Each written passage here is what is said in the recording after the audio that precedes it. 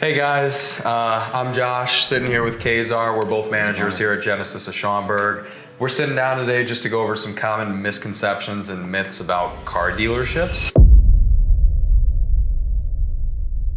First one we're talking about is that car salespeople are pushy. What are your thoughts on that, Kazar? Pushy. Are your salespeople pushy? I don't think so, not at all. Honestly, so? I don't think we're pushy enough, to be honest with you. I mean, in all seriousness, we're advisors at the end of the day. We advise our clientele, on making the right decision on which vehicle, whether if they're paying cash or financing a vehicle, right? Like I don't think there's ever been a moment where I felt like any of them were too pushy. Yeah. Including the management team even. Yeah, 100%. I agree. I think our salespeople are really there kind of just to guide you in the right direction.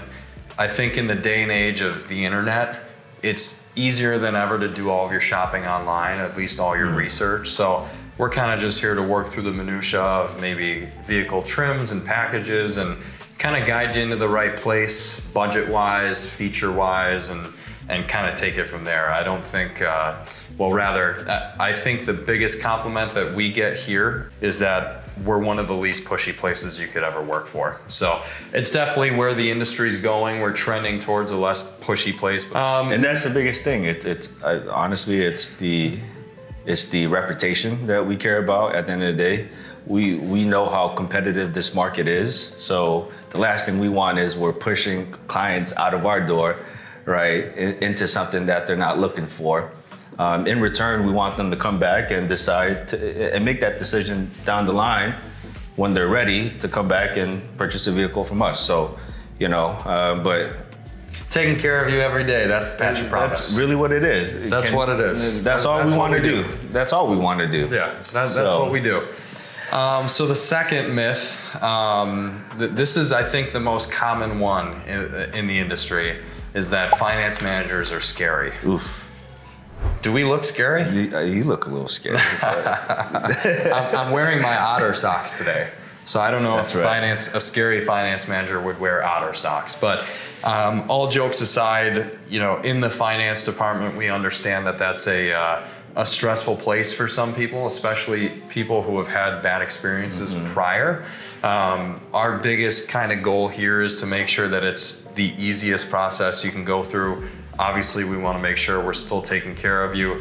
Legal paperwork is never fun to sign, and obviously for some people, going over extra coverages is never fun either. Now, at the same time, we do live in a world where coverages kind of do what they're supposed to do now.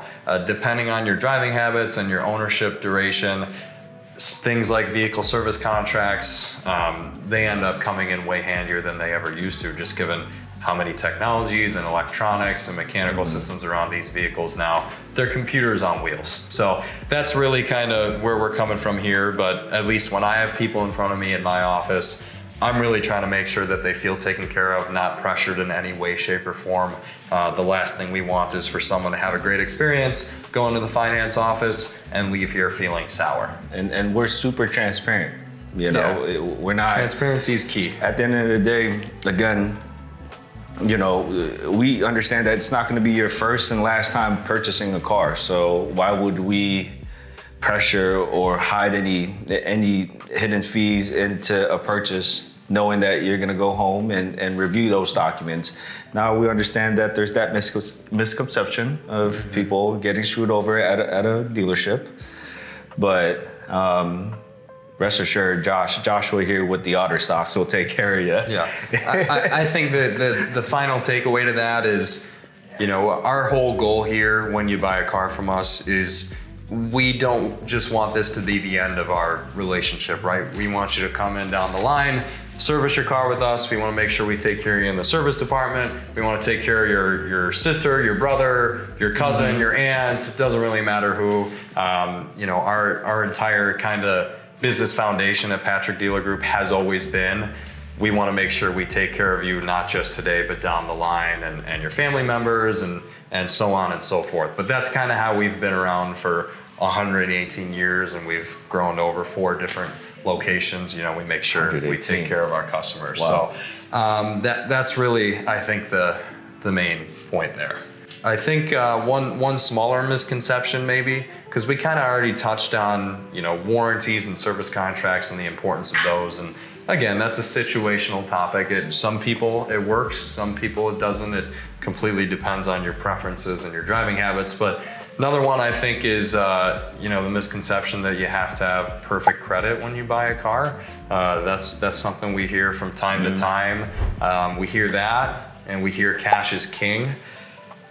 Two kind of comments I'll make on that. Number one, I guess to address the whole cash is king thing. That might be true for some people. I think Genesis does a great job at incentivizing low interest rates. They do something called the subvented rate. If an interest rate is at 0.99% or 1.99%, there are a lot of scenarios where you can make more money just putting your money into a high yield savings account and keeping it there and not paying cash for the car. So that's one big thing. I definitely hear a lot from people. They think that stroking a check is better than doing that, which it's not. And the other one, when it comes to perfect credit, credit is more than just a score. Your credit bureau tells us a lot of things. It tells us a lot of things. It tells the banks a lot of things. And there's a lot more to it than just your credit score. You can have a low score, but a really strong credit profile. So that doesn't really matter when you buy a car. You just have to be working with someone who knows what they're doing, which thankfully me and Kazar both do. And we'll make sure that we get you a car best we can. No pressure, no hassle. Hassle-free? Hassle-free. Hassle-free. And I think, unless you have something to add to that, I think that was more up your alley. Yeah, for sure. And then I would say the final, maybe one of the final things, some people think that leasing is not a good option. This is my favorite, actually. Yeah, we do a lot of leases here. Leases are, again, another situational method of purchasing a vehicle. Leases work for people who typically drive less than 15,000 miles a year. And they're kind of nice because it's a guaranteed way to get out of the car after 2 or 3 years and into a new one, which a lot of people like. A lot of people like getting into something new. You don't really have to worry about market conditions at the time because the manufacturer gives you a guaranteed buyout amount and the guaranteed option to just simply return the car. Now, we do really good pull ahead programs as well. So if the time comes and maybe it's 6 months until your lease is up and you want to get out of something early, we can definitely work with you on doing that. Programs change month to month, and a lot of times, we have the ability to get clients out, sooner rather than later. But back to, the misconception of leasing versus buying. Again, if you're driving under 15,000 miles per year, and then you look at the expenses when it comes to repairs and maintenance, right? Mm-hmm. Ownership when it comes to purchasing a vehicle, it's not cheap anymore, right? With leasing, you don't have to worry about anything but maybe an oil change or two. With Genesis, they provide a complimentary 3-year oil change and tire rotation on any new vehicle, so you don't have to worry about a single thing other than your payment, essentially. So, you pay less for the car. You essentially pay for the depreciation of the car in most cases. Exactly.